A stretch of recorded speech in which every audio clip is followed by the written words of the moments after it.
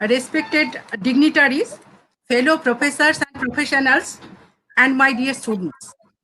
A warm welcome to you all to this very first of the webinar series to be organized by IFLA SET, Section on Education and Training of International Federation of Libraries, Library Institutions, Associations and Institutions.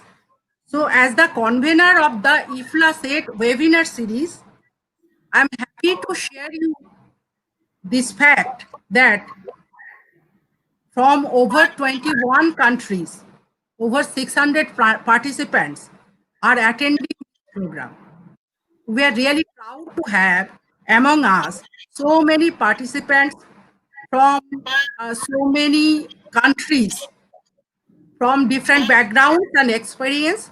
And we think that uh, with the interaction with these knowledgeable participants at the end of the program, we can gather some knowledge which will be the combination of the knowledge of the young professionals as well as the knowledge gained from experience of long line of our elderly professionals with more than several decades of experience on their.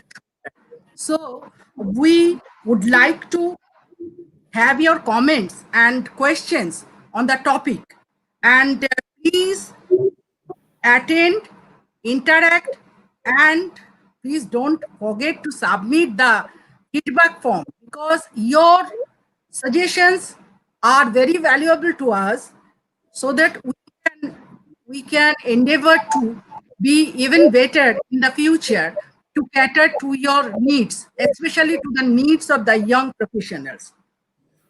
So now I would like to have a few words about our distinguished guest, uh, Kalpana Dasgupta. Kalpana Dasgupta is one of the stalwarts, one of the doyens of library and information science. She is working as a library and information professional since 1965. She is still working even now with the NGO Read India, who works in the field of rural education for the deprived children. So now we can divulge some of the secrets of our glorious past. And one of them is she was the librarian of National Library of India from the year 1983 till the year 1995. So during her tenure, National Library of India has attained the glory of becoming uh, one of the best national libraries in the world and had done remarkable achievements during her tenure. After that, she went to Delhi, the capital of India, and joined as Director, Central Secretariat Library, Ministry of Culture, Government of India. Her tenure there was 1995 to 2001. After retirement from this glorious position, she has worked as either advisor or consultant in more than 12 other institutions. She was the one of the key figures during the working of the National Knowledge Commission.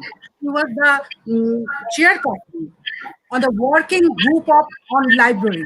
So the achievements and so many new ideas that was incorporated by National Knowledge Commission was her brainchild. So thank you, madam, for giving us time, your valuable time. Now I request you to deliver your lecture. Thank you very much for those very kind words. It is my privilege to be here as a speaker, and I thank the convener as well as IFLA for giving me the opportunity to be with you all at this webinar. And actually, I didn't realize that I was the only speaker. I thought there were other speakers as well. But it is my privilege, and I'm honored to be here with you all at the first IFLA set webinar. Well, if I have to speak on the topic that I've given, leadership, advocacy, and soft skill development, the changes in the pedagogy, in library and information service education. Why am I calling it library and information service education? Why have I given this title to my talk? It is majorly because after working in this profession for 50 years, more than 50 years, I can say that library and information science education has to bring out two major components. It can no longer be an academic discipline. It has to have the service part of it as well.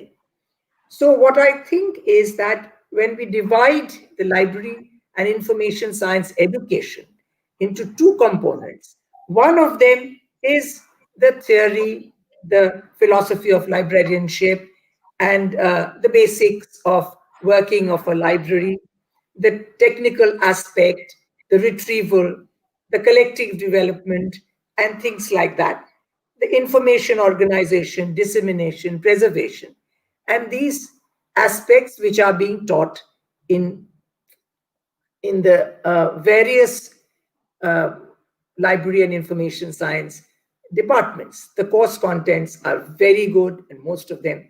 But the problem is that what is being done is that as soon as something new comes into the field, the library and information science pedagogy changes, but it doesn't change fully. It introduces couple of course contents. For example, when ICT came into vogue, some new course contents were introduced. Then now it has become a fashion, I'm sorry to say this, to add some issues of management, some course contents of management. But I think what is lacking is that to go through this whole library information service aspect, or the component of service in library and information science, in a more planned fashion. And the topic that has been given is leadership, advocacy, and soft skills. These are part of the communication part of it, the behavioral part of library science.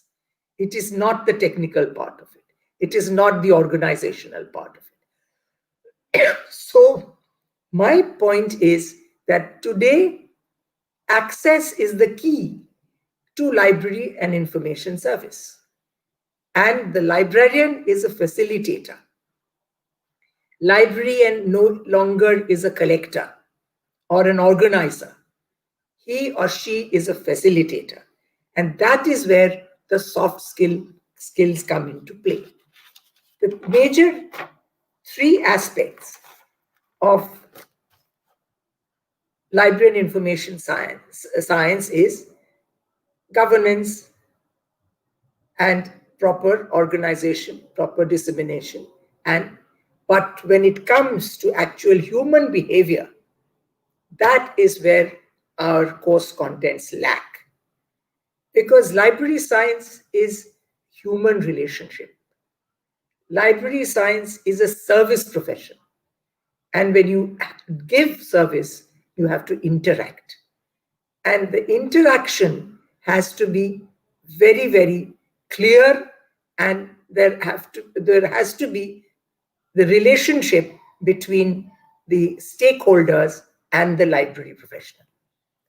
To do that, I think we have to have three different aspects. Good governance. Good governance and leadership. Advocacy, marketing, it can be called marketing or awareness initiatives, and communication. Communication, interaction, image building, attitudinal change, team spirit. All these are soft skills. They are all intertwined. So, the change from a passive academic librarian or role to a more dynamic role of a, of an institution which is going to change the old social order to a new, vibrant social order is necessary. That is where the, the library science education has to bring about the pedagogy changes. Because librarianship no longer can afford to be in the ivory tower of the academia. The whole world is going towards mass education, and people are being educated. And librarians have to deal with people, not academics only. So, therefore, there are key areas which need to be made available to the students within the course structure. One is good governance and leadership. What we need in the library profession is that we need people who will bring about changes within the institution, within the entire gamut of stakeholders, so that the whole image of librarianship changes. The whole image of library changes. So when we talk about good governance, well, to me, good governance is based, the pillars of good governance is 3 Fs. One is fair. The person at the top has to be completely fair. Fair in his dealings, fair in his relationships with the staff as well as the users, and fair in whatever he or she does. Then the person or the group of people, they have to be firm in their decisions. A wavering leader is never respected. A person who is firm on his or her decision, before taking the decision, there has to be multiple interactive sessions within the stakeholders and the leadership. Once the decision is taken, there should be no wavering at the top. So there has to be firm decision-making capacity. And the third is friendly.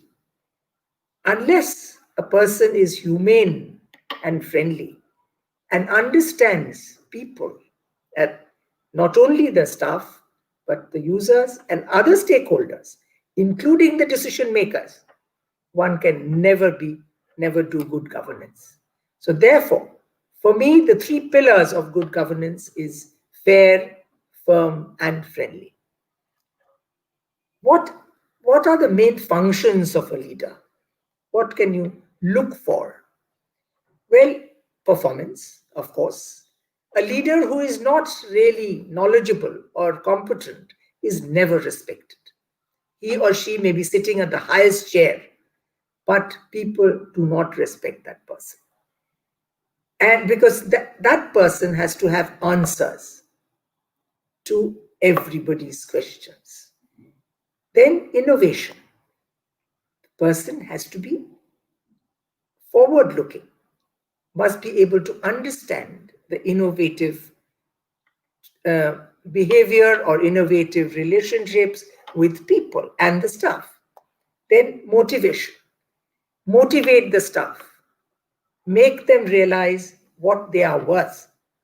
Make them realize that they can do things in a different way. And also that for motivation, the person has to know how to utilize the staff. See what is the strength of the staff. How is the person behaving? How is the person doing the work? Unless you know the staff and their capabilities, you cannot utilize them. And unless you can utilize them properly, you cannot motivate them. So they are all interconnected. I will give you a small example in the National Library. There was one gentleman who was a person who was in the union, and he would shout and scream and things like that. And he would hardly be seen in his seat. So he was a troublemaker, literally. So when we were giving work to people, I told him that he would have to. There is the Delivery of Books Act under of the Government of India. Now, under the Act, all publishers are supposed to send one copy to the National Library of India of every publication. Now, that usually does not come without being literally pestered. So, what I did was, I asked this gentleman to go around the city of Calcutta and get books from the publishers. So, everyone was very surprised. They said, well, he's a rude man. He can't talk to people. How he's going to do this? So, I told them that he is a person who doesn't like sitting in one place. He loves to move around. So he might as well move around and do work.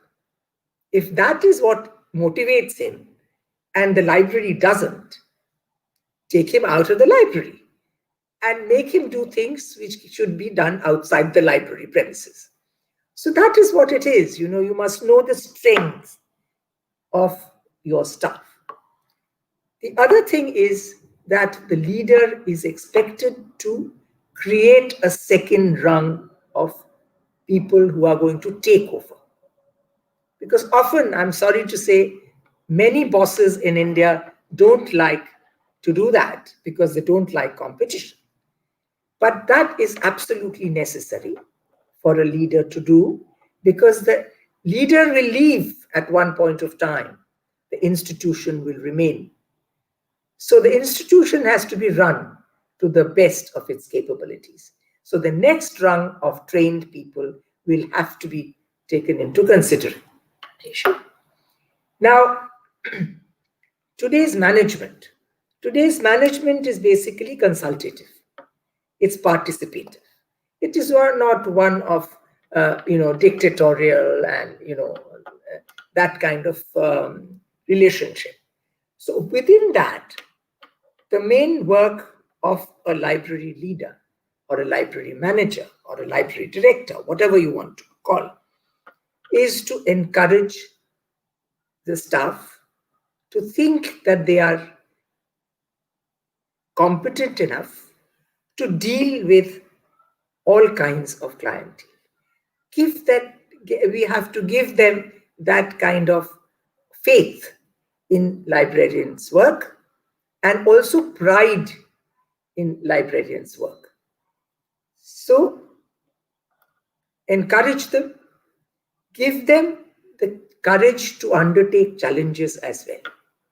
Not only to deal with stakeholders, but many other things. When the library comes under pressure, when there are problems with the decision makers, when there are decisions taken at the higher level which are negative for the library, the staff and the stakeholders should be able to stand up. And the leader has to give them that kind of courage. So the values that a leader has to follow, I would say that the most important one is honesty. You have to be honest about everything. You've got to be fair, you've got to be honest. Then, as I said, competence. The head of the library must be a competent person. That person should be able to solve problems, forward looking, inspiring, and ultimately credible. Credibility of the person is most important to all stakeholders. They must be able to say, yes, if this person has taken this decision or if this person has said this, it means something. There is credibility behind whatever he or she is doing. So that is where I think the most important part of leadership comes: a credible, inspiring, honest, forward looking image is what is required. Now, when we talk about advocacy, the most important thing is the image of a library and the image of a librarian. What are you going to advocate about? The most unfortunate image of librarianship or library is still a stereotyped image of a passive institution, of an institution which is mainly dull, dirty sometimes, badly lit, dusty, old books, and a librarian who is basically either very officious, disciplinarian. One of my children, when he heard that he's 14 years old, when he heard that I was a librarian, he immediately said, "Oh, so grandma, you just said shh to everybody, and you walked around and told them, no, this is not the way. You keep the book there, don't take it out. Is that what you did all your life?" If that is our image in the eyes of a 14-year-old, what are we going to advocate? What are we going to tell our stakeholders? And so I'm sorry to say that many library professionals may not like to hear this comment of mine, but the stereotype is very strong. And the stereotype goes up to the highest decision maker, unquote. So when we talk about advocacy, the first thing we have to talk about is we have to change the image of the library and we have to change the image of librarians. This is very, very important because librarianship or librarian information service or librarian information science as a discipline has to be taught in a way which will make the professional or the library as an institution part of the knowledge industry. Information industry is, is an all-pervading industry today. And librarianship is a major part of it. And we have to understand that when we talk about advocacy. Because when we take whatever we have to the stakeholders, we have to be sure that we are going to be part of an inclusive knowledge society, because that is what our goal should be. So when we talk about stakeholders, we have three major stakeholders. One, the staff themselves, the staff of the institution. The second is the other users of the institution, of the library or our services and things like that. And the third, the most important and the most difficult, the, the decision makers, the people who make all the decisions sitting at a level where they really don't see the day-to-day working of the institution, but they are the ones who are making the decision. So these are the three major stakeholders when we talk about advocacy. The staff, why I'm saying I'm including the staff, because staff has to feel that they are indispensable. They have to be proud about what they are doing. Unfortunately, librarianship is not a very coveted or sought after uh, job, that is always the second or the third option for the younger generation, even today, because they feel this is not glamorous enough or doesn't give them as much money as maybe the engineer or the doctor and the glamour of an MBA.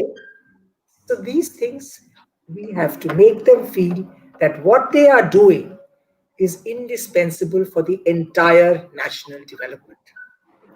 We have to give the staff that understanding or feeling that today, and if the libraries all stop functioning, then the academia will be in the biggest soup. The developmental efforts will be in the biggest soup. So that the staff has to understand. And that is where the leadership comes in. That is where people at the top have to make them feel indispensable in the world of knowledge. Then, when we come to the users, what even today the stereotype is, what does a librarian do? Give and take books. That's about it. So the user has to be aware of what we are doing. Marketing has not been our great virtue ever, the librarians.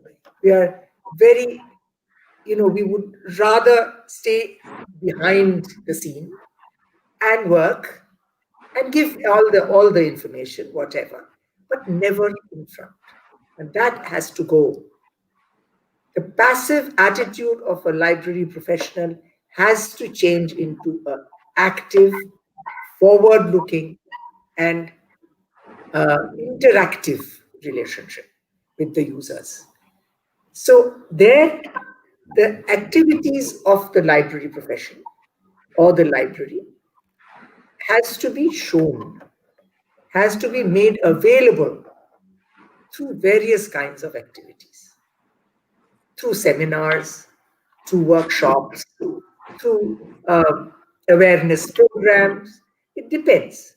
The academia may not need these kind of workshops, but the ordinaries, the students, as well as when you go down the rung to the rural mass, we really need to make them aware what a library can do.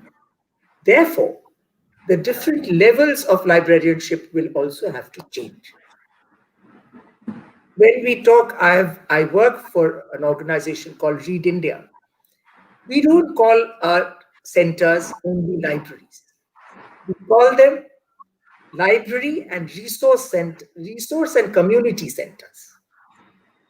The entire the stakeholders there or the citizens there do not understand only the academic part of a library.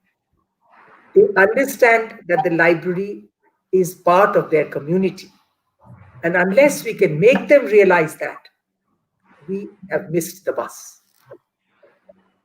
And then there comes in the soft skills. Unless you can communicate with them, unless you're very strong in PR, public relations is 60%. Sorry to say that, because a lot of people will get very upset with me.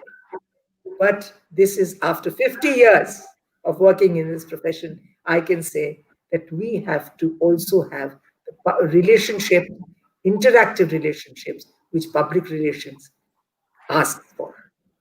And we need to do that. We cannot shy away and say, well, we are going to give the online catalog, we are going to give the online information, we are going to search for their material, but nothing else. No.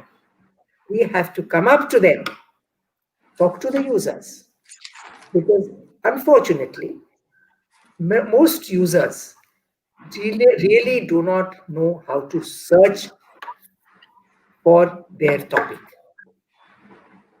You have to feed them. You have to talk to them and ask them what they actually require. There is a very interesting story in the US. They say if you have a lot of time at your disposal, Go to the internet. You will get thousands of, you know, uh, in lots of information about your topic. And you have to sift and sift and sift. But if you are short of time, go to a good reference librarian, because that person has already sifted your material and has it right there. So there is a difference. So that is where our relationship with the user comes in, through communication, through interaction, and through understanding what they need.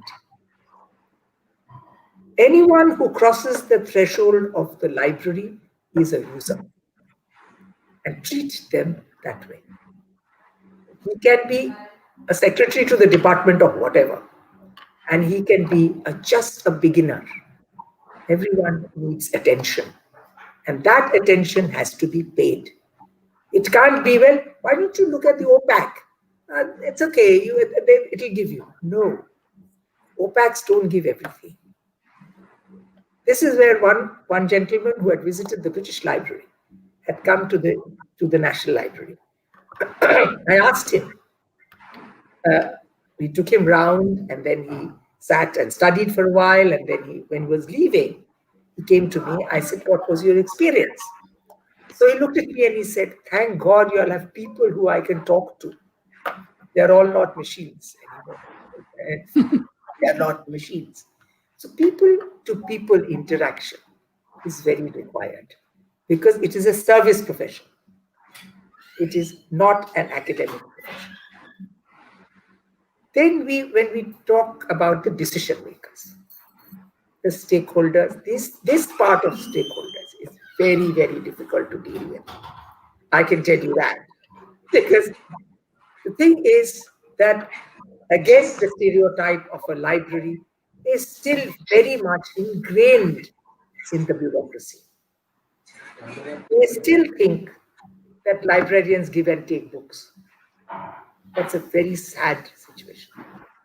So what I say is, we need to not only make them aware of what we are doing, make them understand where the credibility of library profession lies, and what their decisions can do to the profession.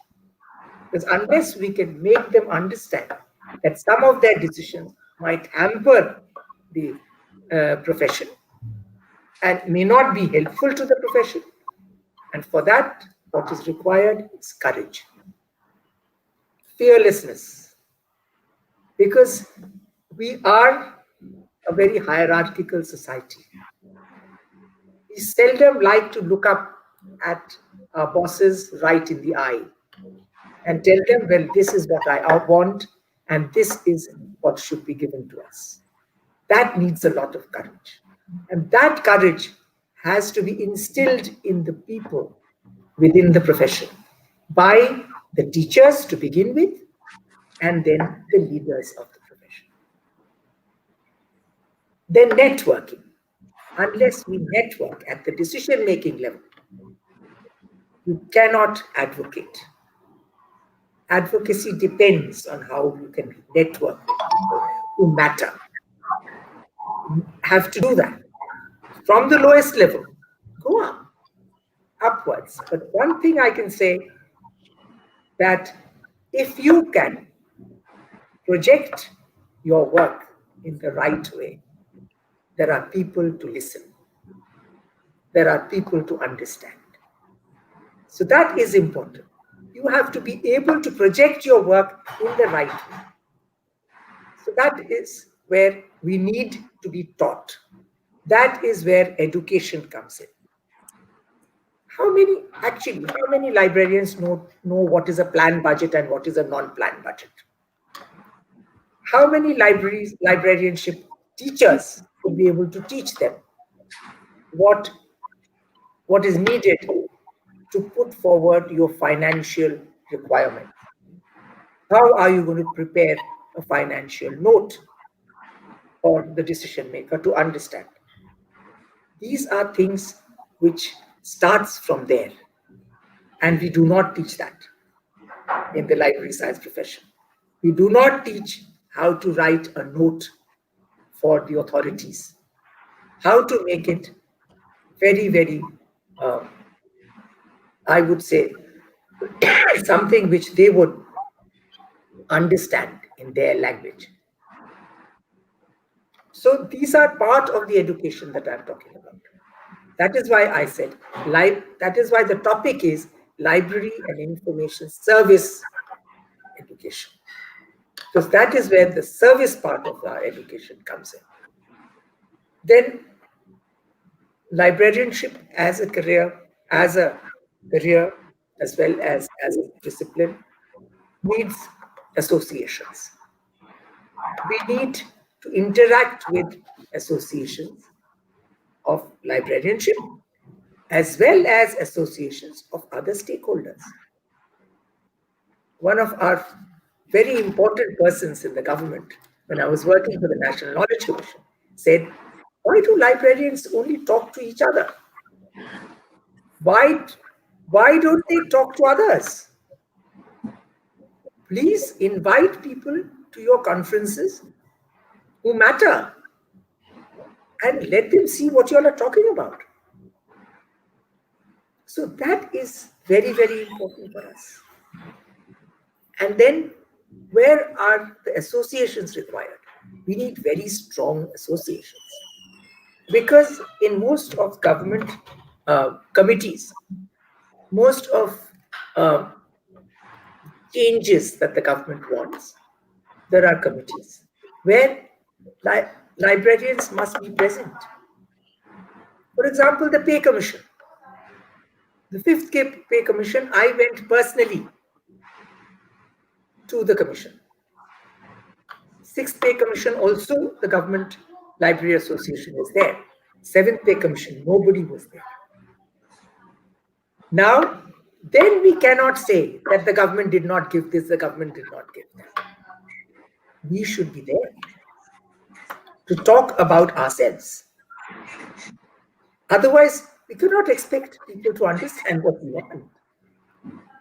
Then, the campaigns that we are talking about, they have to be tailored. Tailored according to the requirement of the stakeholder, according to the understanding capacity of the stakeholder. If you make a campaign which the IIT graduates will understand, that campaign cannot be shown in a village. Campaigns will also have to be different. The language will have to be different. And also, media facilities will have to be brought in. So we have to go to the media. We have to go. We cannot expect everyone to come. We also have to go out. And we, as I said, the passive role of a librarian will have to change. The proactive role of the librarian is important, and the library staff as well. Now, when we talk about education, we have to talk about the different course contents, the pedagogy as such. A lot of people, a lot of departments have brought in management course contents. But management till now, the management courses are geared towards the corporate sector. They are not geared towards the service sector.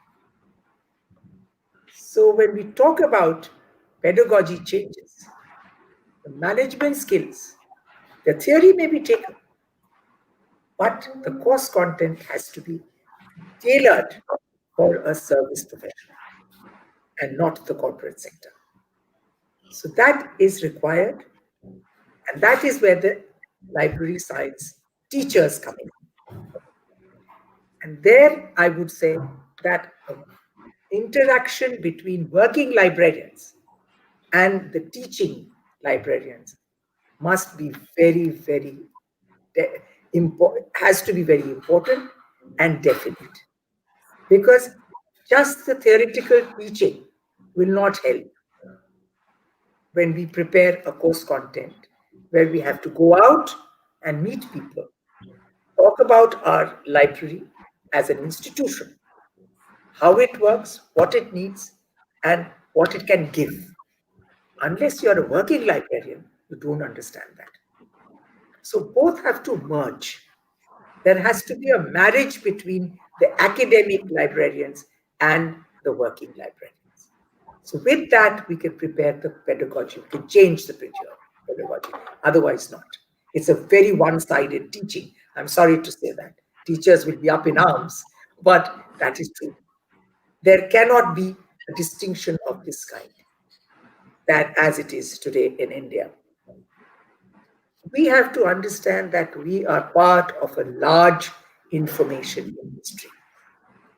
And unless we come up with our fare in the right way, at the right time, to the right person, we will be shunted out. Somebody else will take on our responsibilities, and probably in a very bad way. But we will not be there. We are at risk because the whole world today, information is a commodity. It's no longer the privilege of the few. It is the privilege of every individual of the world. So today, when we talk about the information industry, it is a very broad spectrum. So when we talk about information organization, information dissemination, and things like that, we also have to see that we talk about communication, we talk about interaction, we talk about image building, we talk about advocacy, leadership, and what we need most is a humane approach to the service sector. Because we have to give service to everybody. And that is where librarians cannot afford to be officious, cannot afford to be disciplinarians, we cannot afford to be sitting on the ivory tower. Thank you for your kind attention. I hope I've made my whatever I had to say clear and loud. Thank you. Thank you. Thank you, ma'am. Since our chair there initially when I introduce you, I will like very much to introduce you again for the benefit of the latecomers. And there are some of our participants who are joining now. So in nutshell, I will like to say that Mrs. Kalpana Dasgupta is one experienced professional who has started this job since 1965. So more than 50 years of professionalism on her back. And she was the librarian of National Library for more than a decade and introduced so many changes in the premier library of the country.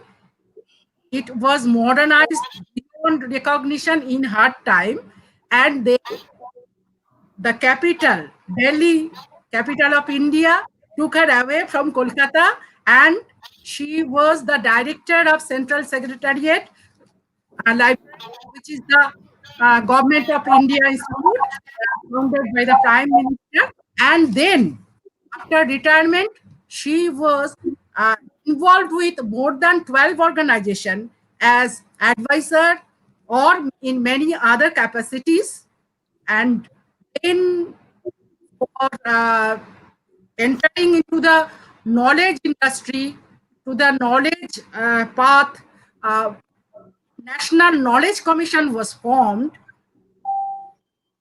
Mrs. Dashgupta became the chairperson of the Knowledge Commission, and that famous 10 commandments of National Knowledge Commission was her brainchild. So I really thankful that she has given us this time for us, and I will keep it in mind that she is one of us, of us IFLA people, IFLA addicts, because she was the standing committee member of RSCO, regional section of Asia Oceania, where she represented India, and she was keenly involved with IFLA for about 11 years, even despite her busy schedule. And now, before we go to the interaction, I would like to say a few words to welcome our chair, uh, Professor Kendra Albright. Hello, and she is really a jewel. So kind and considerate a person, but a very very renowned world celebrity, you can say, in the academic world. She is the professor at of knowledge management in Penn State University in USA, and she is so well known for all her lectures all through the globe, and her teachings in three different countries in several universities. Also for her publications of different journal articles, conference articles, book chapters, and so on and so forth. And last but not the least, she is the celebrated chief editor of Libri Journal, the famous Libri Journal. All we know is really a quality journal. So we welcome her into the discussion. Uh, think that today IFLA has a very important program, another program, and Albina, our secretary, couldn't come. She is the assistant professor in St. Petersburg University. She couldn't come due to sudden emergency meeting. So we really miss her today because he is one energetic, lively person too. So now I will request Indra to to carry on the program and to moderate the discussion. Okay, and I will request all the participants, if you have any questions, if you have any questions, please you can write it over the chat box and we can see it. Over to Kendra, please. Thank you, Sushmita, and thank you so much to everyone for coming this morning. I don't know if we have the capability to turn off our microphones if possible during talking, just to keep the noise down. It would be very helpful. I'd like to say thank you so much to Ms. Dasgupta, because it's always a reminder about who we are, what our issues are, what our challenges are, that make us a worldwide library community that is so important for what we do. And she hit every main point. If I was writing a book, she would have written it for me today. That was wonderful. I'm inspired. I learned a lot of things that I had either forgotten or things I hadn't thought of before. And that's the beauty of working together across different associations, and including IFLA. So it's my pleasure to welcome you today to this IFLA webinar. And many thanks to Sushmita for coordinating this event and for making it be a reality. And I understand we have quite a few people here, so that's wonderful. As Sushmita said, I'm Kendra Albright. I am the Goodyear Endowed Professor of Knowledge Management at Kent State University in the U.S., and I'm the chair of the IFLA Standing Committee on Education and Training, which we call SET. Standing Committee Education Training, SET. So the International Federation of Library Associations and Institutions, which is IFLA, is the leading international body of representing the interests of library and information services and their users. It is the global voice of the library and information profession. It was founded in 1927 in Edinburgh, Scotland, at an international conference, and we celebrated our 90th birthday in 2017. So 90 years and going strong. We now have more than 1,500 members in over 150 countries around the world. IFLA was registered in the Netherlands in 1971, and the Royal Library, the National Library of the Netherlands, which is located in The Hague, generously provides the facilities for our headquarters. So we thank them for that. IFLA also has formal associate relations with UNESCO, observer status with the United Nations, associate status with the International Council of Scientific Unions, and observer status with the World Intellectual Property Organization, as well as the International Organization for Standardization.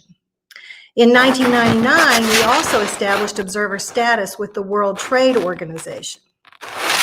Now, the aims of IFLA are just a few. They promote high standards of provision and delivery of library and information services, encourage widespread understanding of the value of good library and information services, and IFLA represents the interests of our members throughout the world. So we have core values that have been established and embraced to pursue those aims.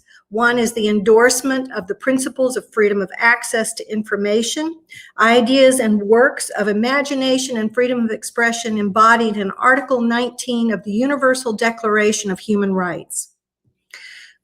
Second one is that we believe that people, communities, and organizations need universal and equitable access to information, ideas, and works of imagination for their social, educational, cultural, democratic, and economic well-being. The conviction that delivery of high-quality library and information services helps guarantee that access, and we see that more now than ever. The commitment to enable all members of the Federation to engage in and benefit from its activities without regard to citizenship, disability, ethnic origin, gender, geographical location, language, political philosophy, race, or religion. And in terms of governance, IFLA has sections which are the primary focus for the Federation's work in a particular type of library and information service in an aspect of library and information science or in a region. The Standing Committee, which is what SET is a key group of professionals who develop and monitor the program of the section on education and training.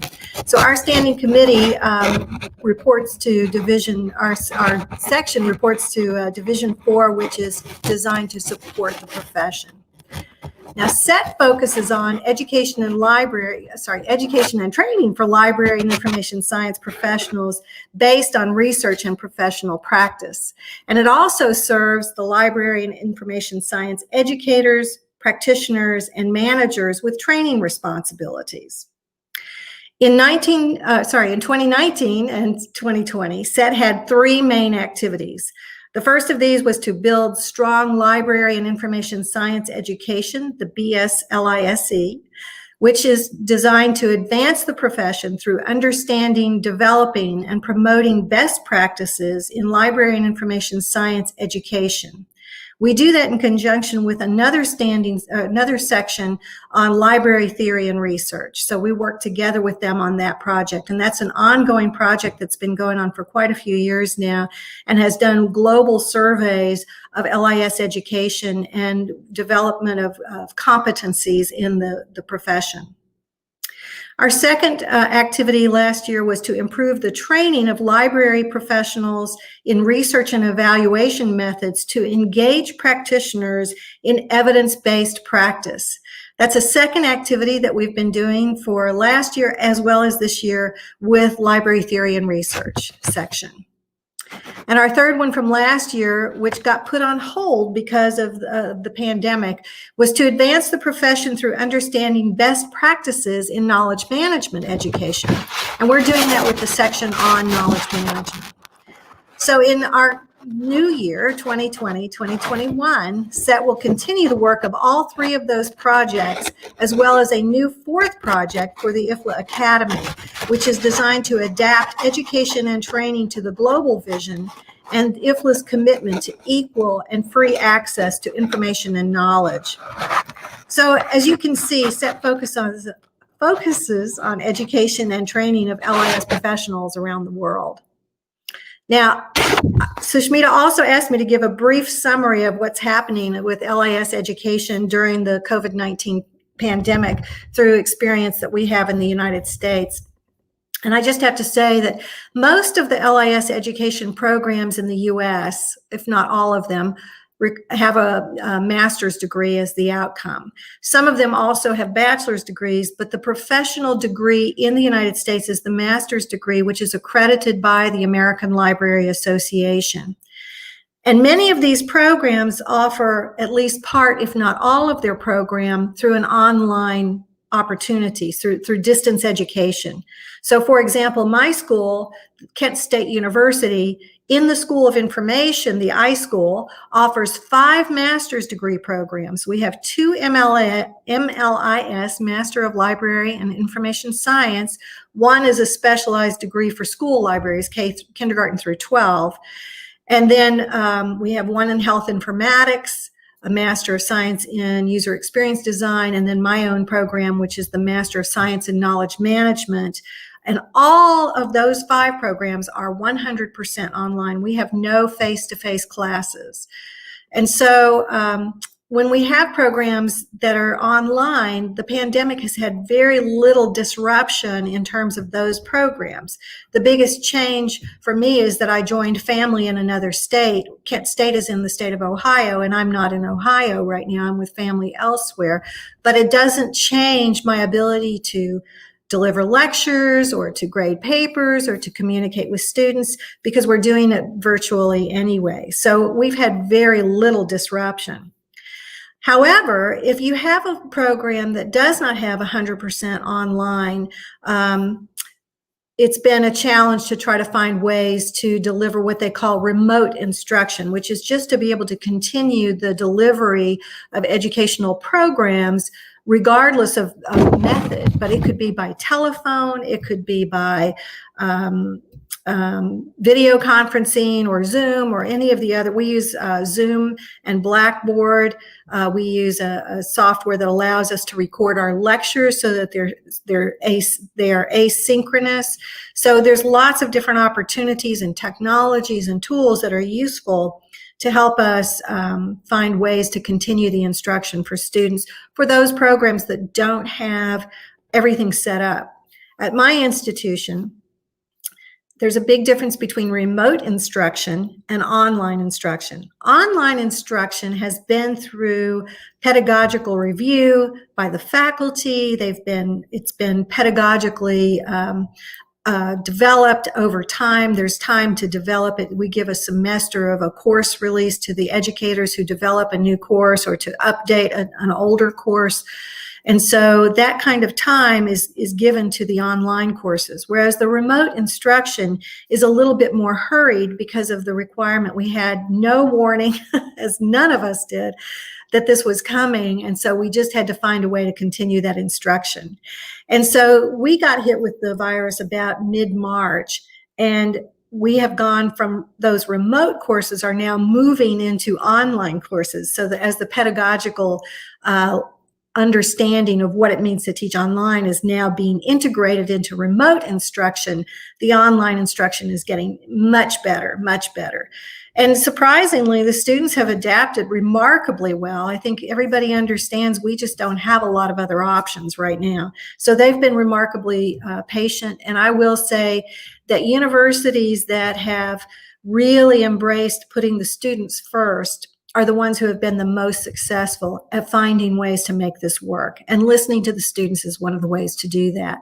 I know we've tried in our school to even offer courses face-to-face, and everybody goes, oh yeah, we want to come to that. And then when we open registration, not one of them signs up for it.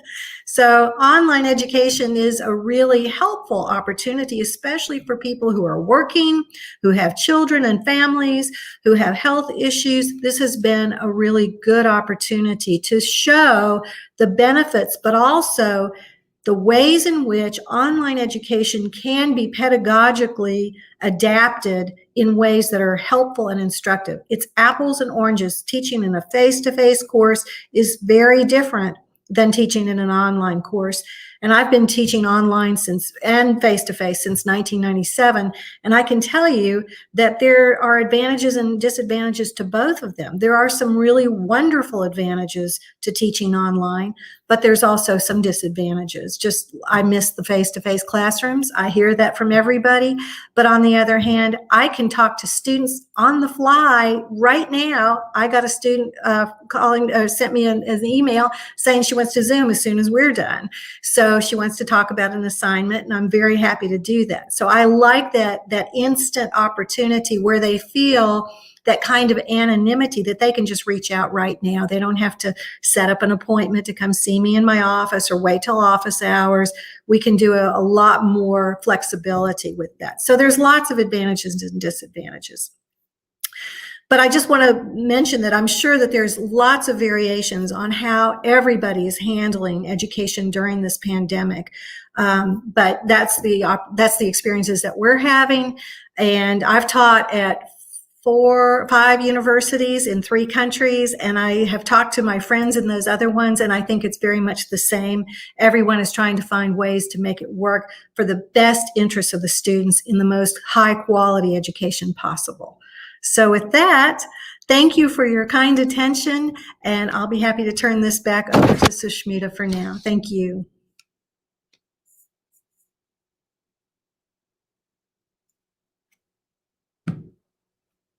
Hello, sorry.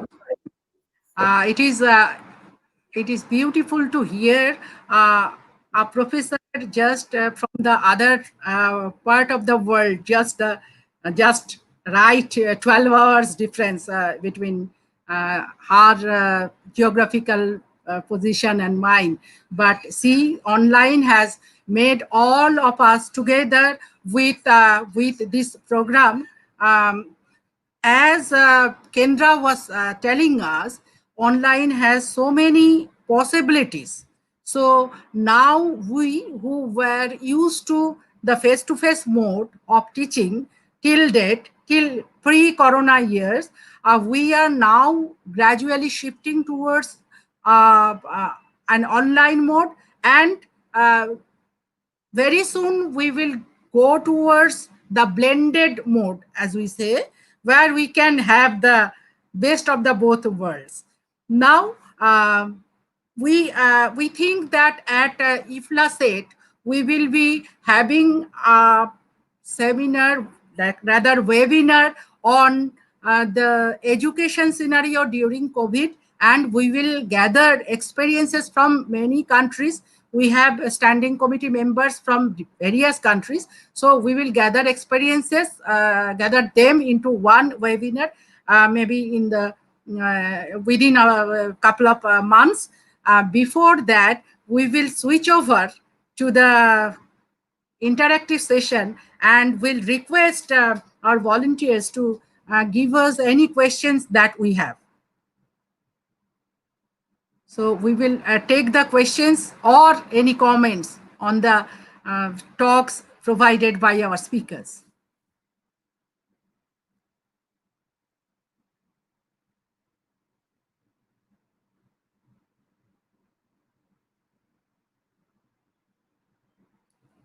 So there is one question I can see: how to change the image of librarian in society and community, and what are your key suggestions to improve the librarian image of the librarian in society?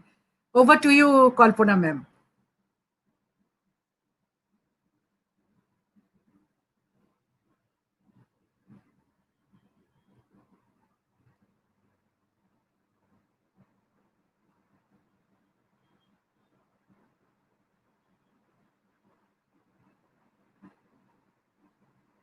Hello. Ma'am, we cannot hear you.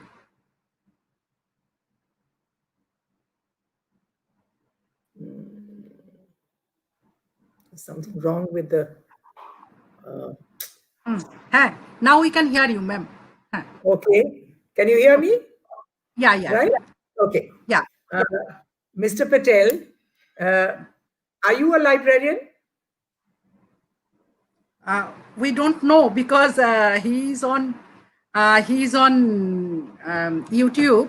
We cannot know, but definitely he's a librarian because concerns. Yeah, so much concerned. Well, because the image of the librarian will have to depend on what kind of library the person is working in, because the community or the users of the library, they are the first ones to whom the librarian is responsible and should be able to interact most. So interaction with the community that the library is catering to is very important.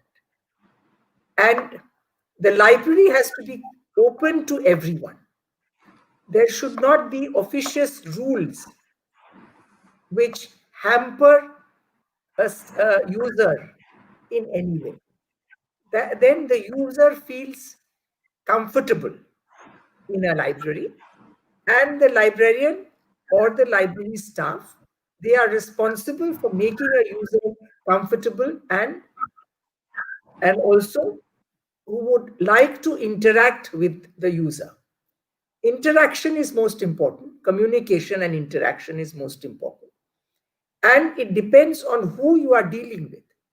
If it's a user of the library, the communication has to be interactive and it has to be helpful in nature and not officious in nature.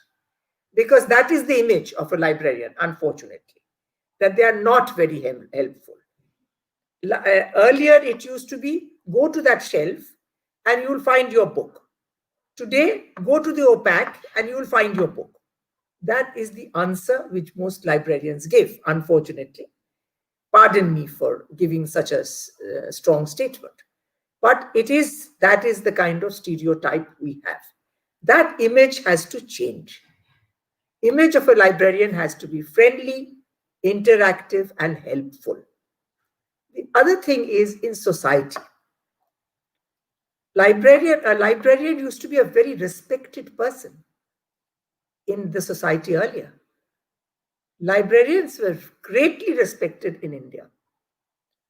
If you think of Harinath Dey, if you can think of B.S. Keshavan, you can think of Ranganathan, these were people who were respected by everybody.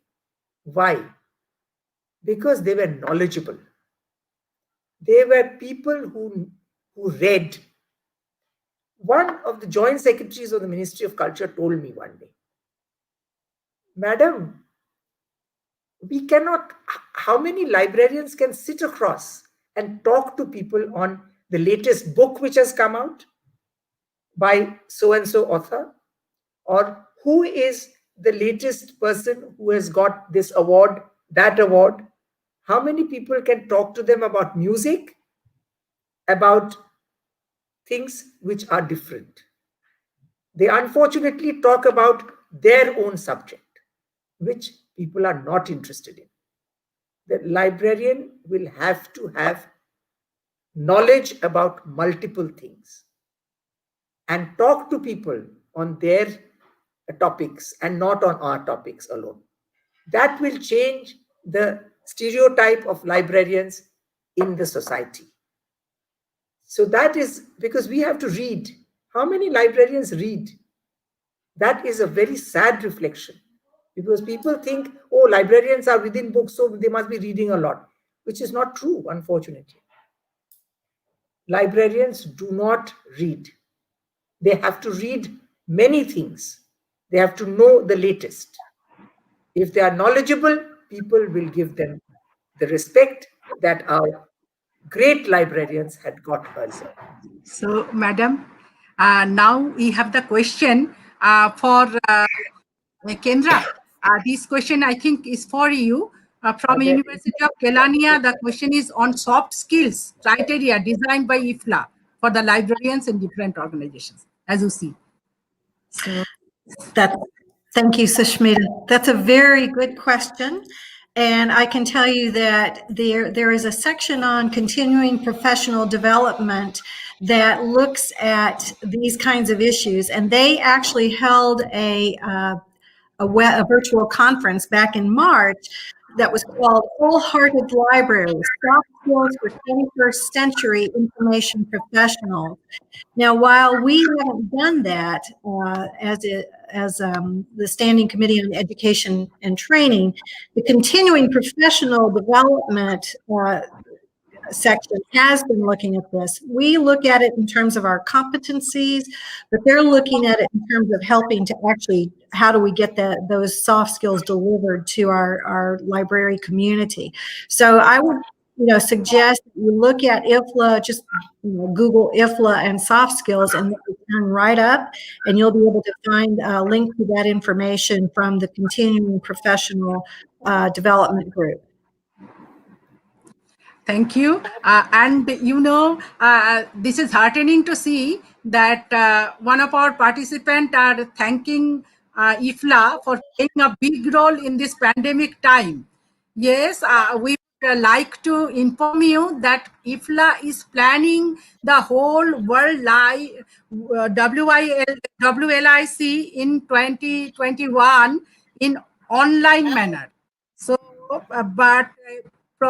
retaining all its interactiveness, it is trying to build one framework on which next World Library and Information Congress can be can be regulated through this online mode, because we know that pandemic is there for maybe another 1 year or so at least. So thank you all for you are thinking of us. We are really indebted, and please join IFLA and make us stronger. Okay, so next question is, how pedagogy useful for librarian? So first Kendra and then Kalpana madam, because Kalpana madam was talking about two pillars of librarianship, one coming from the veteran librarians and one coming from the teachers. So how pedagogy useful for librarian for Kendra? First Kendra, then ma'am. Thank you very much. Well, I had a 15-year career as a professional information person. I didn't work as a librarian very much, although I was a chemistry librarian for 2 years. Otherwise, I worked in very non-traditional special librarian kinds of activities.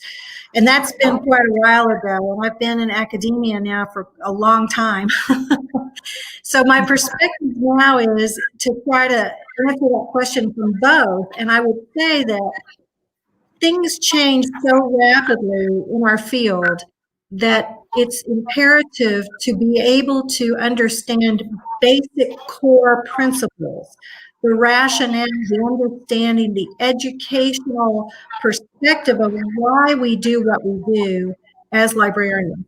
Because I can tell you that my degree in librarianship was from 1985, and things are so dramatically different. We didn't have the World Wide Web. We barely had personal computers when I got my library degree. And yet I can tell you that the core principles of librarianship, of many of the things that Gupta was speaking of, Kalpana was speaking earlier, are so true. That service orientation, the understanding of the importance and the value of what we do, the record of humankind, how important it is what we do. We are so important to be able to, especially today, to be able to troubleshoot through fake news, to be able to troubleshoot through access. As you also pointed out rightly, and I'm just going to do your whole answer for you, Kalpana. Exactly right. And that is, we get through the muck, we can find accurate, credible, checking the veracity of the information to make sure that it's right and it's accurate. These things are so important, and they are core principles. How we organize information, how we store it, how we label it, how we retrieve it. If we don't have those things, we lose what we used to call bibliographic control, which is so imperative to be able to do those activities, to store, to retrieve. All of those things are so important. And without us yes, somebody else will step in and do it, and they won't do it very well. It is those principles of practice, those core skills, and I don't mean just skills, I mean the core competencies, the core knowledge that we have as a discipline is why it's so important to have that as the underlying principles of practice. And those principles will carry you through no matter what technology changes come. You will still remain understanding of the whole process of the information cycle and the need for information services. I'll pass Yeah. it on. Over to Kalpana Madam, the same question. How pedagogy is useful for the librarians, or isn't it? Well, it is, of course, very important for librarians, for both teachers as well as the working librarian. But because the problem, not a problem actually, what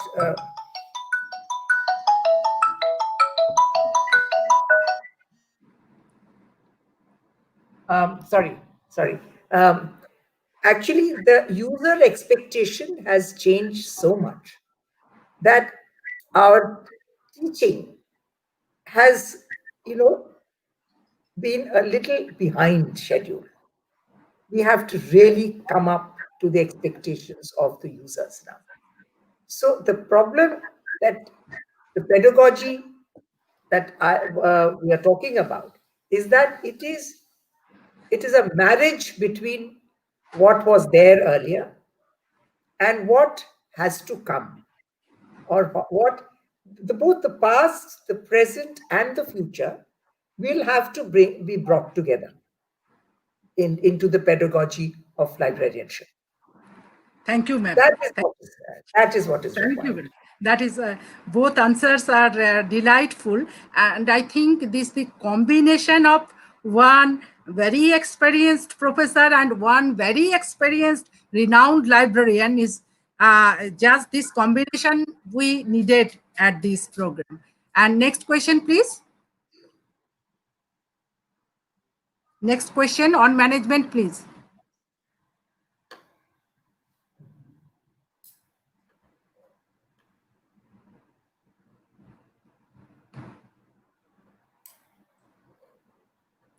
So we will go to the next question then. Someone is asking for, please suggest something about how to publish good article in your journal. Kendra. Kendra. The process of journal publishing is that let me back up. Libri is a strictly research journal, which means that we only take research articles. And so it's best to understand the process of research and the ways in which you format a research article for submission to a peer-reviewed journal. Once we submit, and all you have to do is go to the website, the Libri website, and follow the instructions on how to submit the journal article. So that's the easy part. It's the writing of the article that's the difficult part. And I'll talk about that in just a second. But when you submit the article, the process is I receive it, my co-editor Theo Bothma from University of Pretoria, and we read every article that comes in. And we screen those articles to decide whether we should send them on for peer review or reject them outright because they're not either in scope or they're not of the standard of quality that we would be looking for. It wouldn't be of interest. It doesn't advance the field, those kinds of things. Because we get hundreds and hundreds of articles every year.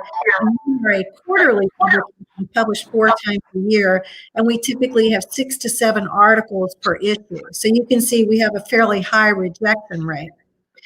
But if we think that it's a worthwhile article, we will send it for peer review. So we have a board of editorial advisors who review our articles, and then we also call upon research experts elsewhere. And that board changes with the years, and people who retire, we don't keep them on. Not because we wouldn't, it's just that generally speaking, they don't want to stay on. They've been doing it a long time. So the idea is we get subject expertise to address the questions that come up in the journal. And so we see slight shifts in what's in the journal each year because trends change. As we just talked about, pedagogical perspectives change a little bit over time. And so we need a dynamic editorial board that can address the kinds of research issues that come up. Once the peer reviewers have reviewed them, they typically don't just outright accept an article. There will be all kinds of issues they have to address. They have to make sure that they understand sample size, they understand the research question, all of the things that go into a quality research manuscript. And then they'll send it back to you for review to look at their comments. You should then address all of those comments, and this process can go back and forth several times until the reviewers are happy that it's ready. They feel like it's ready for publication. And then we send it to a copy editor. Our copy editor lives in Dublin, Ireland, who is very skilled and knowledgeable. He has a master's degree in English because the journal is in English. And so he reviews for copy editing. And I will tell you, the one thing that I think is so wonderful about Libri is because we have that copy editor, he will work with non-native English speakers to make sure that he's actually editing for meaning, not just for language. So he wants to make sure that he's conveying your meaning in English ways that make sense. So he's not just willy-nilly copy editing. And most copy editors of journals don't do that. They just do the language. John is very smart. He's been doing this for a long time. He knows a little bit about our subject matter, and he knows where those things are that he needs to ask you about. He'll work with you to get that meaning just right. And that is one thing really sets Libri apart. So after you get that through copy editing, it's then sent to production, and they typeset it, send it back to you for review, and then it goes to publication, and it gets in the queue for publication. We run about 3 issues behind, so that's almost 9 months. So if you send it, it takes a little while through the process.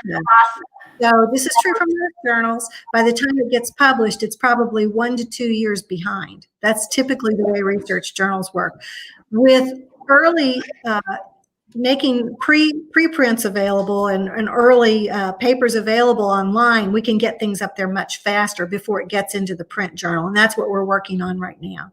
So that's the process. To write a good research article, you need to understand the format. So it depends on whether it's a qualitative or a quantitative study as to which way you would develop your article.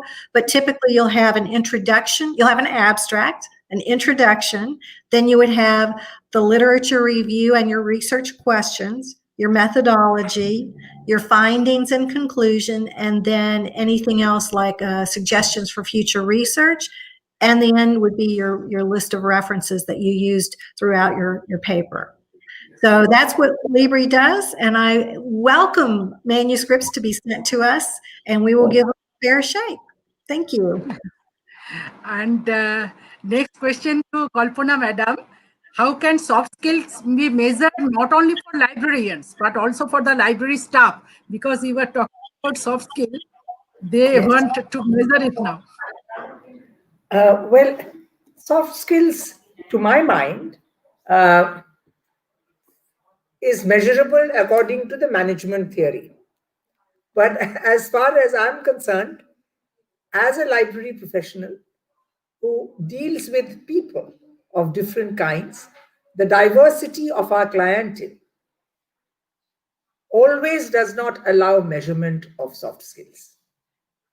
Because soft skill, again, is a very human, public relations and human-oriented skill. So it's very difficult to measure that. But still, there are management theories by which you can measure soft skills. Yes. But for that, I think what is needed in a library is workshops to really make the staff and the library professionals understand what soft skills is all about and how they can be measured.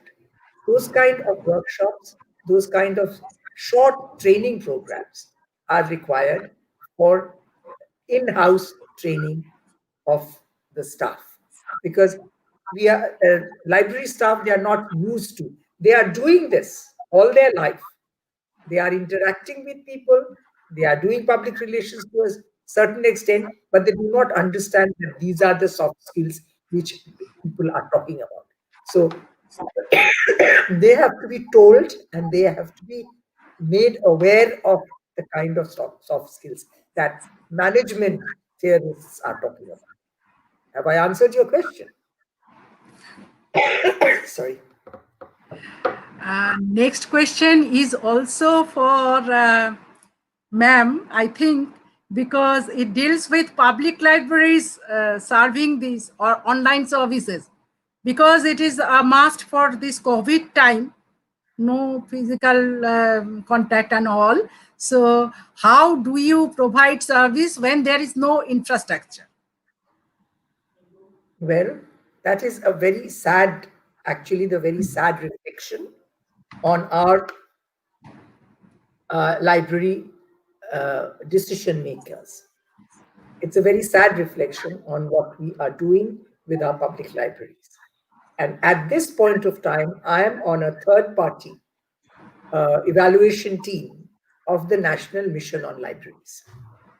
This is what I'm doing right now. I'm part of a team.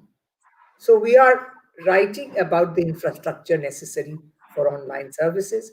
We are talking about modern libraries, but it will take a little while for things to seep down to the public library level.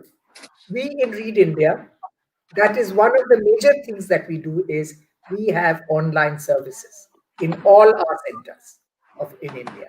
We have 47 centers throughout India, different parts of India.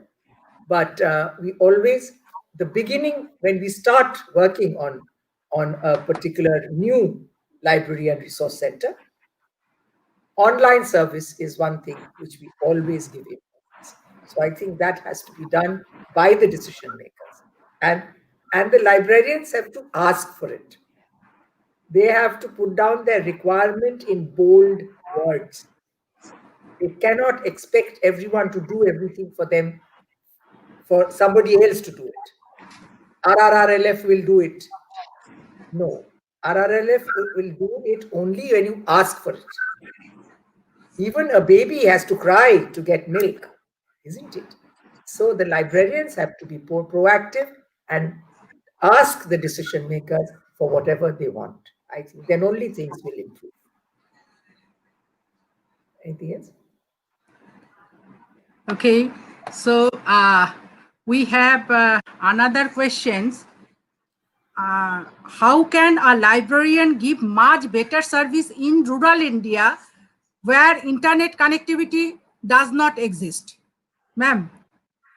Sure.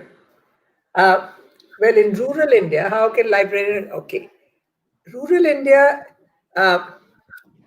really, to be very honest, does not at the moment still require internet connectivity to an extent that urban India is working on. Rural India is still a very family oriented, interactive society. It's a very different society. Everybody knows everyone there. The families are together. So the library has to change its role as a community center and a resource center. That's why from Read, what we do is it's library and resource community center. So the community, the library belongs to the community. And the interaction with the stakeholders is done by the library professionals with the stakeholders at different levels. So that is the reason why in rural India, we are not yet prepared for internet connectivity, more so for personal interaction, because they have to understand actually the credibility of a library, the credibility of information, the credibility and the requirement of the library professional. The library professional has to be really aware of his or her role in a rural society. The role is very different. A person who's very good in IIT library or in Terry or in Delhi University is not a person who will be very successful in a rural society. There are different kinds of, the entire attitude has to change. So that is the reason why rural thing, internet connectivity can come later. It is the interactive, communicative relationship, proactive relationship of the library professional for the community as a whole. So we have this next question. Why need the pedagogy in the LIS field whenever it's the part of educational courses like B.Ed and M.Ed? Sorry, B.Ed and MS is very different ball game. Yeah, It's a very yeah. different ball game. Yeah. And library and information service is a very different ball game. Kendra, can you take this interesting question? I can, but I'm just going to copy exactly what Kalpana just said, which is we're a very different discipline than education. And pedagogy isn't specific to the educational field, it's specific to each discipline. And so we have to understand our own epistemology and our own ontologies in order to do our job well. So thank you, Kalpana. Yeah, and to Mr. Ranjan Gupta, I will add one thing more to clarify your notion about this. Just remember about the subject history, and the study of history of physics. Both are totally different. Likewise, we need pedagogy as a tool for learning how to share knowledge in any subject to our students or learners. Not students, learners, and they are co-learners like us. They give learning to us, and they take something from us. This is an interactive practice right now. Many a time we teachers and we librarians see that our customers are more knowledgeable than us. We are learning while we are teaching. That is the beautiful part of our profession. So next question, same question already answered, sorry. Any other question? Pedagogy, how it is useful for librarian. Madam answered that question. So can I know some upcoming trends in LIS and LIS education in European countries, but which are not visible in Asia? Only Europe specific things you have to say. Oh, sorry, I don't have someone from Europe here, but Kendra, if you please. Sure. I taught at the University of Sheffield in England, so I think I can address some of this. Actually, some of the trends are the same between the US and the UK or Europe, and some of them are different. I would say that worldwide, some of the trends that we're seeing are the kinds of courses that are on the cutting edge. So you would think data science, data visualization, artificial intelligence, user experience design. Those are the courses that are really on the cutting edge right now that I think we're all talking about. Specific to the US, I would say that one of the areas that's most important right now is the whole notion of equity, diversity, and inclusion. This is something that Europe has been doing a long time, but it's something that the US has done a little bit of, but not as much. We've done it in the context of library advocacy, but now it's its own issue. There's a trend in the US focusing on social justice issues. And for us, many of our big conferences this year are looking at the impact of information on global development. So we're using the SDGs, the United Nations Sustainable Development Goals, to guide many of our forward-thinking issues right now, which I think is wonderful. I think this is great.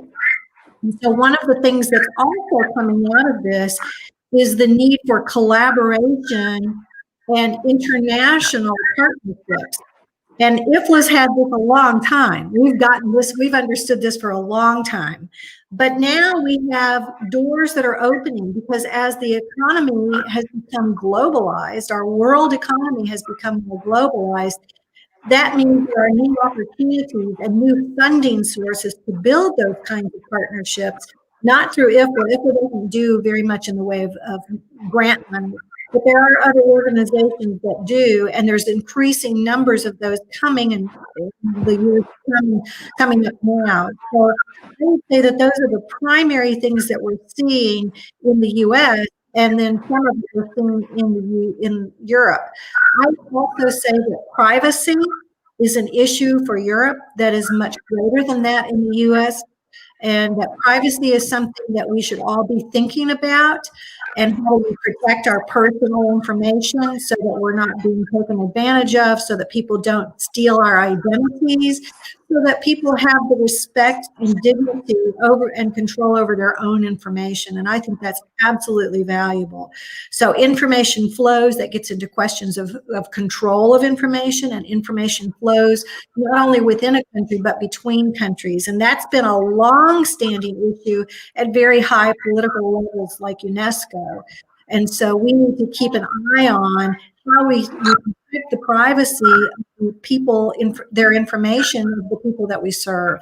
So those are some of the issues I think that are going on right now. So I would like to thank you, and I would like to add a little bit with that, because I remembered that I was visiting academic in University College London and get to know something about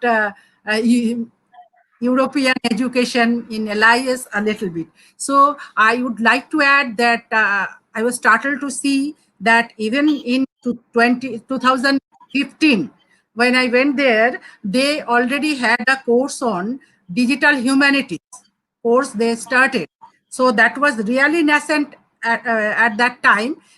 In 2018, we did this digital humanities conference over here in Kolkata, and they were startled. Like this has started just one decade or so at the most. So starting a course in digital humanities was a pioneering effort, and because their LIS professionals, LIS school started that course, so they went ahead.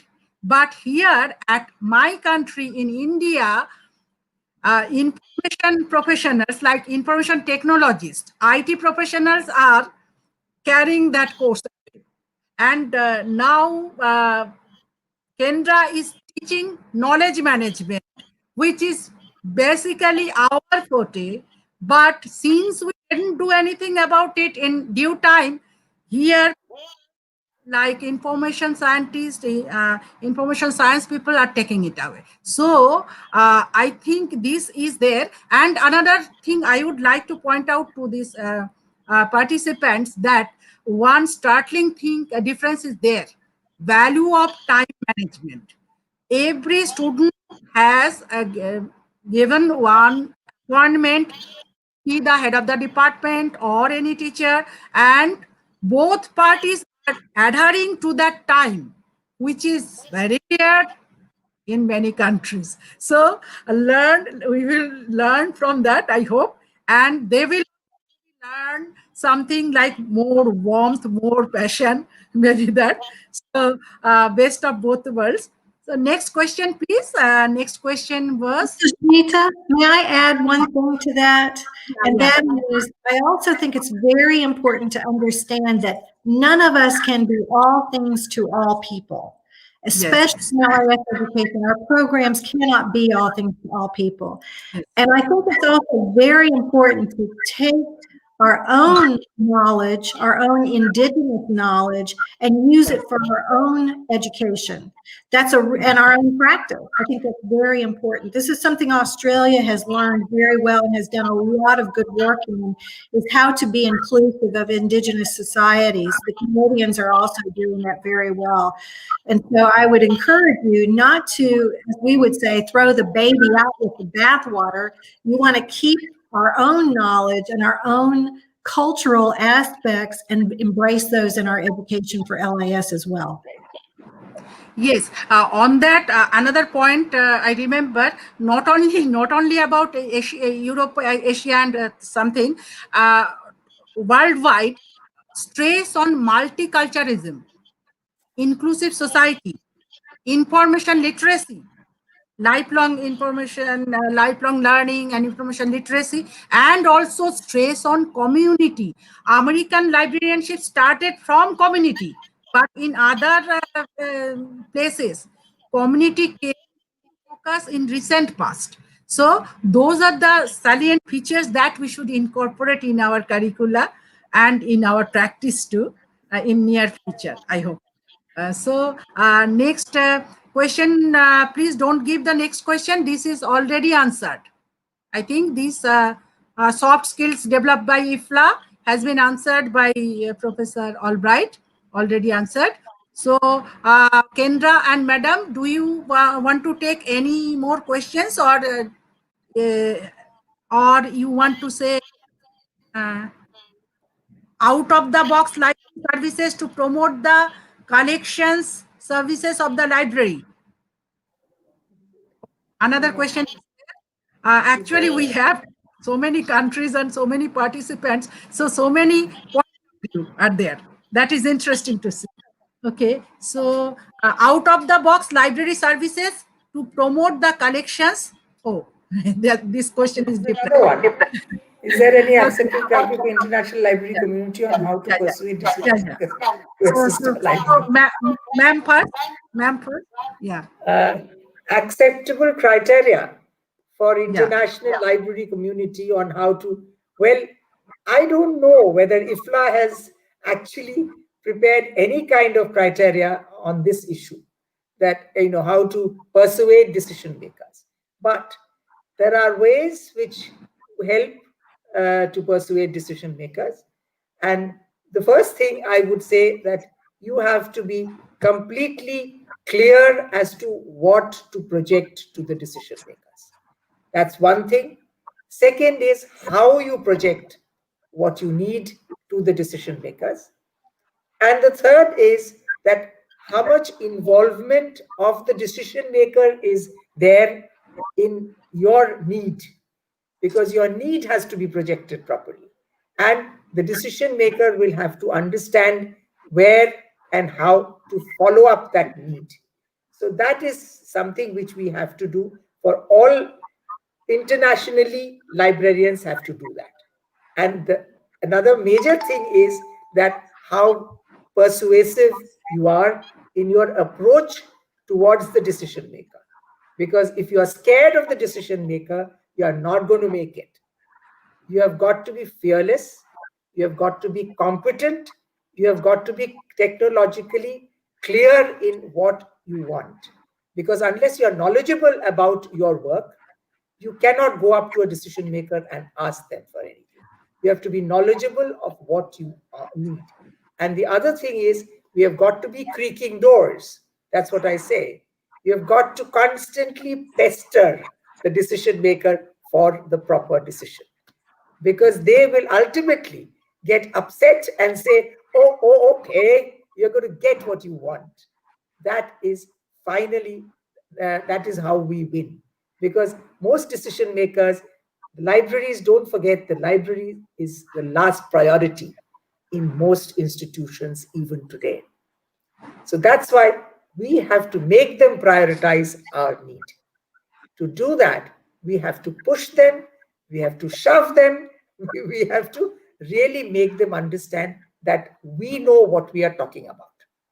Because bureaucrats often wants to shove things which they think is important for us down our throat, which is not right. The librarians have to be knowledgeable enough about their own profession to go and tell the decision maker that, listen, this is my baby and I know how to do it. You are only going to assist me in doing it.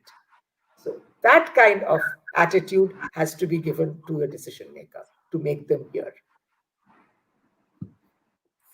I'll just add one thing if I could, and this is something that Kalpana, you said earlier, and that is we need to tell other people about what we do.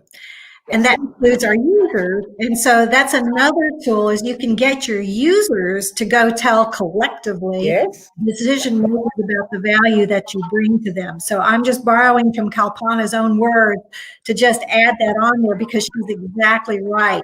If the only people we tell is ourselves about how good we are, that's not going to help us as much with Nothing. decision makers. Absolutely. If we get our users to go say, God, we can't live without the librarians. Yeah. Yes, that is the thing. We have to prove that we are indispensable for them. That is the thing. And we are indispensable, to be very honest. We don't know how to, get across that. That is the thing. Yes, somebody else. Yes. Veronica's question, Kendra, can you answer out of the box library services?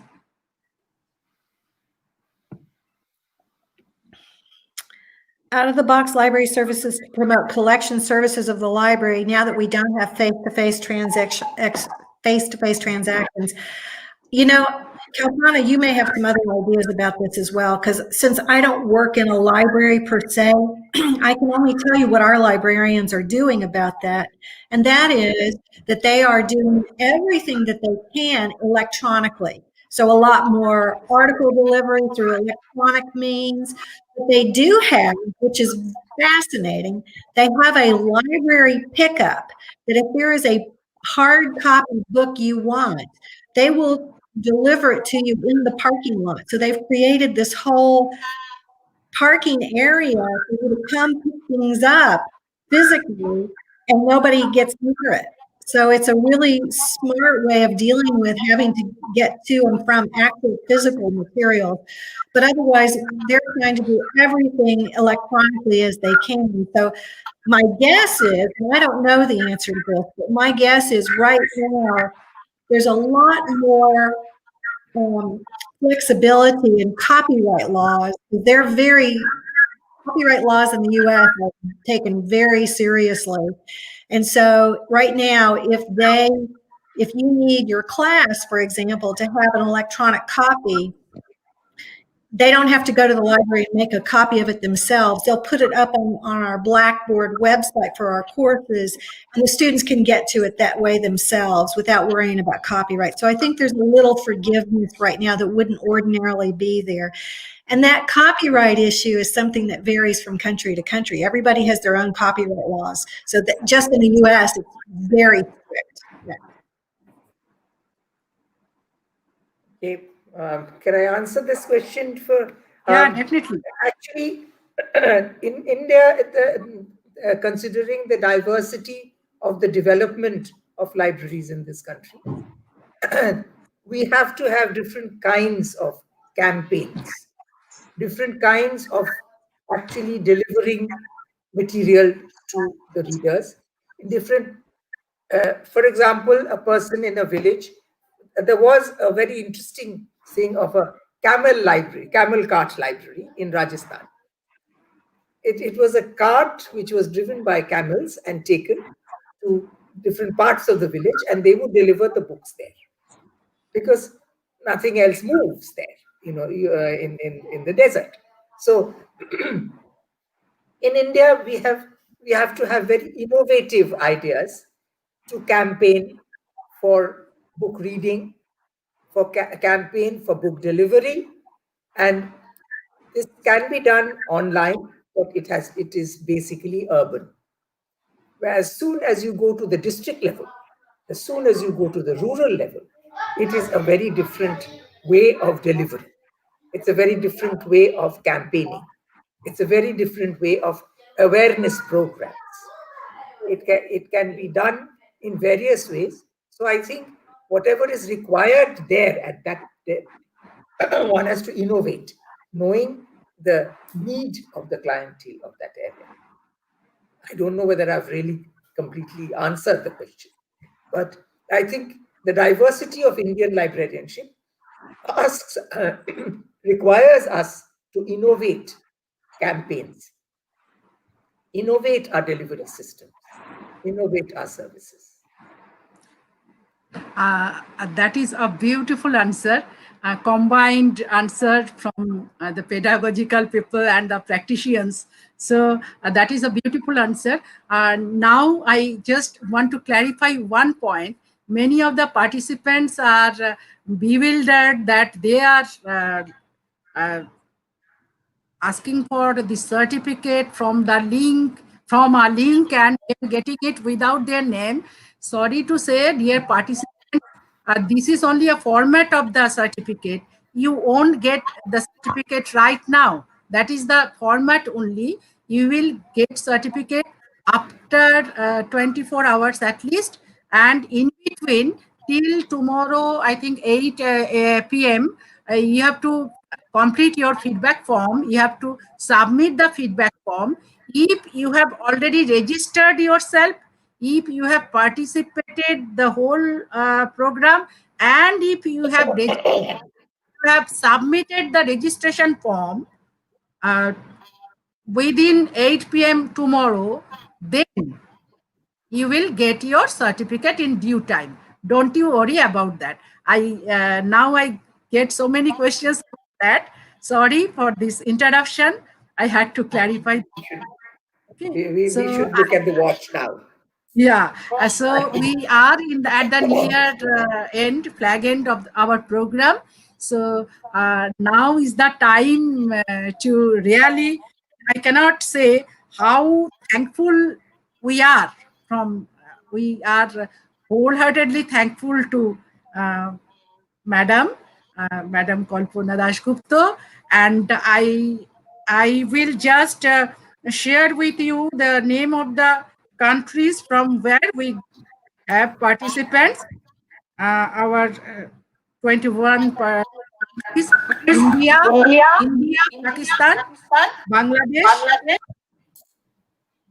Tanzania, United Arab Emirates, Nepal, Nigeria, Sri Lanka, Philippines, Kenya, Myanmar, Namibia, Ghana, Brazil, Malaysia, South Africa, Uganda, Indonesia, Kenya, Bosnia and Herzegovina, and USA. And we had another country participant today, Albina, who is from St. Petersburg University. So we failed to be 22. And I am really angry with Albina that he has, she has deserted us today, but really she is so busy, occupied with her departmental meeting and important assignment. This is really a nice achievement. Nice to know that so many persons joined, even if this preparation only for, for 7 to 10 days. Next time we will make it more foolproof, foolproof. So give us your feedbacks so that we can make it totally foolproof. Last question we can take from Dr. Sharoma Das. Last question, very last question. We, the librarians, are facing problems about the selection of e-resources, electronic resources, so that users can access it remotely, because many of the e-resource package couldn't be downloaded. Library are facing problems. So this is a comment, not a question. So Sharoma Das, Dr. Sharoma Das, we will remember to put it in our agenda, okay, and advocate for this issue, that every library gets many e-resources, especially serve the clientele in these pandemic years. I hope you are happy. We will raise a voice because ma'am has taught us about advocacy and leadership. And okay, Yes. so at the very flag end, I will request Kenda to thank you, to give the thanks to madam and to end the program. Thank you, Sushmita. Thank you, everyone, for coming. Kalpana Dasgupta, thank you so much. It has been a pleasure to hear from you, and all the wisdom that you shared with us today has been wonderful. Thank you for your efforts and your years of service to this very important profession, and you speak the truth. Thank you so much for organizing. This has been wonderful. Thank you for including me, and please look for us at IFLA, and we hope to see you there. Well, Thank I, you, I, Kendra. I hope And you're seriously, for 11 years. So, yeah, yeah, and madam, any closing I comment? think I'm too old to go to IFLA now, you know. But Okay, I must thank everybody for giving me an opportunity. Yeah. And Shushmita, kindly send me Kendra's email address, definitely, and I definitely. would like to communicate. Okay? Yeah, definitely, definitely. Yeah. Kendra has won many hearts today. And I Yes. have seen in these remarks, both the sessions have been liked by so many persons. And Kalpana, they have thanked Kalpana madam and Kendra madam so much. Okay. And in Kendra, I am telling you, I am binding you in a promise that we will have one on this publication process and one on knowledge management. I owe you that. Mane, you must have time for us. Okay? Yes. So, Okay. bye, ma'am. Be with us as IFLA Of veteran. course. Be with Of us. course. You lead us to greater glory for IFLA. Okay, ma'am. Thank you. Thank you so much. Bye. Okay. It was a pleasure. It was absolutely a pleasure. And thank Thank you you, so all much. the participants from 21 countries. You all were very lovable, adorable, and enthusiastic. And I hope you take lesson from this program and be real advocates of Yes. advocates of non-use of misinformation. So purity of information, quality of information, filtering of information, information access for community, inclusive society. You be the flag bearer. Okay. Absolutely, absolutely, absolutely. Yes. And I'm Thank overwhelmed that people from 21 countries have come together to listen to me. I am you. Yeah. really overwhelmed. Yeah. Thank you, Shushmita. Okay. Thank you. Bye. Sir.